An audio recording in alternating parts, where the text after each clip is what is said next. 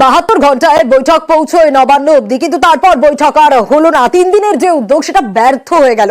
দুই শর্তে নরম হয় রাজ্য সরকার। একটু আপনাদের দেখাবো আগে এই যে লাইভ স্ট্রিমিং শর্তে জট, কারণ অনর থাকেন জুনিয়র চিকিৎসকরা।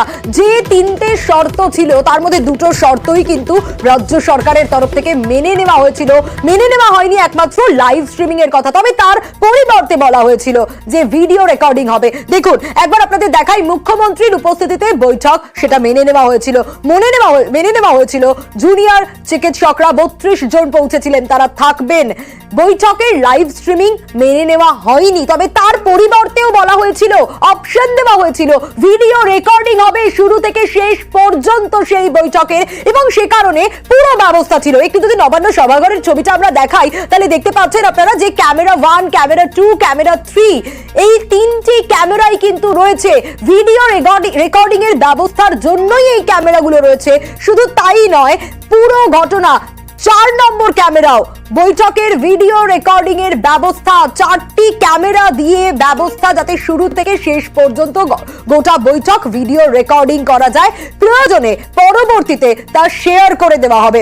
আরো বিস্তারিত এই বিষয়ে সোমরাজের থেকেই জানবো। সোমরাজ, আমরা সেই সময়কার ছবিটা দেখাচ্ছি দর্শকদের, যেখানে 4টি ক্যামেরার ব্যবস্থা ভিডিও রেকর্ডিং এর জন্য শুরু থেকে শেষ পর্যন্ত, প্রয়োজনে পরে শেয়ার করা হবে। মমতা বন্দ্যোপাধ্যায় নিজে সাংবাদিক বৈঠকে স্পষ্ট জানিয়েছেন যে কেন 2টি শর্ত মেনে নেওয়া হয়েছে এবং এই যে লাইভ স্ট্রিমিং এর শর্ত কেন মানা যায়নি, কি কি কারণ তিনি স্পষ্ট উল্লেখ করেছেন।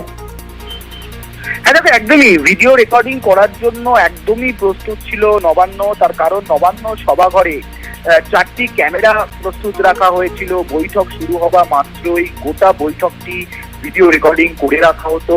তারপর সুপ্রিম কোর্ট বললে বা আদালত বললে এই ভিডিও রেকর্ডিংটিকে শেয়ারও করে দেওয়া হতো। ছাত্রছাত্রীরা অর্থাৎ জুনিয়র চিকিৎসকরা দাবি করেছিলেন যে স্বচ্ছতার স্বার্থে তারা লাইভ স্ট্রিমিং করতে চান। রাজ্য সরকারের তরফেও রাজ্যের মুখ্য সচিব মনোজ পান চিঠিতেও স্পষ্ট উল্লেখ করে দিয়েছিলেন যে তারাও চান গোটা বৈঠকের স্বচ্ছতা বজায় থাকুক, কিন্তু তারা গোটা বিষয়টি ভিডিও রেকর্ডিং করে রাখবেন, পরবর্তী ক্ষেত্রে তারা শেয়ার করবেন। কিন্তু সেক্ষেত্রে যেহেতু গোটা মামলাটির ওপর বা গোটা বিষয়টির ওপর সুপ্রিম কোর্টের নজরদারি রয়েছে, সিবিআই তদন্ত করছে, তাদের নজরদারি রয়েছে, তাই গোটা বিষয়টিকে মাথায় রেখেই রাজ্য সরকারের তরফে লাইভ স্ট্রিমিং না করানোর সিদ্ধান্ত নেওয়া হয়েছে। মুখ্যমন্ত্রী মমতা বন্দ্যোপাধ্যায়ও তা স্পষ্ট করেছেন। কিন্তু ভিডিও রেকর্ডিং এর জন্য যে পদক্ষেপ নেওয়ার প্রয়োজন, প্রত্যেকটি পদক্ষেপই রাজ্য সরকারের তরফে নেওয়া হয়েছে। তুমি বলো, সে ক্যামেরা রাখা থেকে শুরু করে যারা এগুলি অপারেট করবে তাদেরকেও প্রস্তুত রাখা হয়েছিল নবান্ন সভাঘরে। রাজ্য সরকারের তরফে যাবতীয় প্রস্তুতি সেরে রাখা হয়েছিল ভিডিও রেকর্ডিং এর জন্য। মুখ্যমন্ত্রী মমতা বন্দ্যোপাধ্যায় তিনি নিজেও দীর্ঘক্ষণ নবান্ন সভাঘরে অপেক্ষা করেছেন।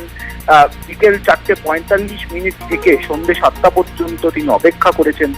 ফলত সব মিলিয়ে যে জায়গায় জটিলতা ছিল অর্থাৎ লাইভ স্ট্রিমিং, কিন্তু রাজ্য সরকারের তরফে একটা অবস্থান স্পষ্ট করে দেওয়া হয়েছে আজকে যে সুপ্রিম কোর্টের যে আইন, সে আইনকে তাদের মানতে হবে, এবং তাই সেই আইনকে মানার জন্যই কিন্তু রাজ্য সরকারের তরফে লাইভ স্ট্রিমিং করা হলো না, কিন্তু গোটা বিষয়টি তারা ভিডিও রেকর্ডিং করে রাখতো। আদালত বললে তা শেয়ার করে দেওয়া হতো।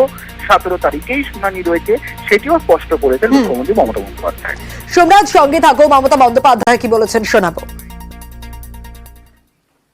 আমরা 3টে ভিডিও ক্যামেরা রেখে দিয়েছিলাম এবং তারা যদি চাইতো আমরা শেয়ার করতেও তখন পারতাম, সুপ্রিম কোর্টের পারমিশন নিয়ে। ডাইরেক্ট সুপ্রিম কোর্ট যেটা লাইভ টেলিকাস্ট করতে পারে, আমরা পারি না। তার কারণ হচ্ছে, যখন একটা বিচারের ব্যবস্থা, highest supreme court, highest judiciary, সেখানে কেস চলছে, কেস বিচারাধীন এবং কেসটা সিবিআই দেখছেন, আপনারা জানেন তারা লাইভ করতে পারেন, কিন্তু মিডিয়া পর্যন্ত মিডিয়া ট্রায়াল করতে পারে না, সেফটি, সিকিউরিটি এবং কেসের ব্যাপারে আলোচনা করতে পারে না। টেলিকাস্টের ব্যাপারেও আমরা ওপেন মাইন্ড, কিন্তু আমাকে কতগুলো প্রসিডিওর মানতে হয়। আমি যদি সবটাই টেলিকাস্ট করি সুপ্রিম কোর্টের কেস নিয়ে, কেউ যদি হট করে, কারণ বাইরে আমরা অনেকগুলো দেখেছি যেখানে সিজেকেও ক্রিটিসাইজ করা হয়েছে সুপ্রিম কোর্টে, হট করে যদি কেউ এই নিয়ে মন্তব্য করেন, তাহলে আমার কি দায়বদ্ধতা থাকবে না? না আমাদের সরকারি অফিসের যারা প্রধান অফিসারদের, তাদের দায়বদ্ধতা থাকবে না? সুতরাং আমরা এমন কিছু করতে চাইনি যাতে অচলাবস্থা দূর না হয়।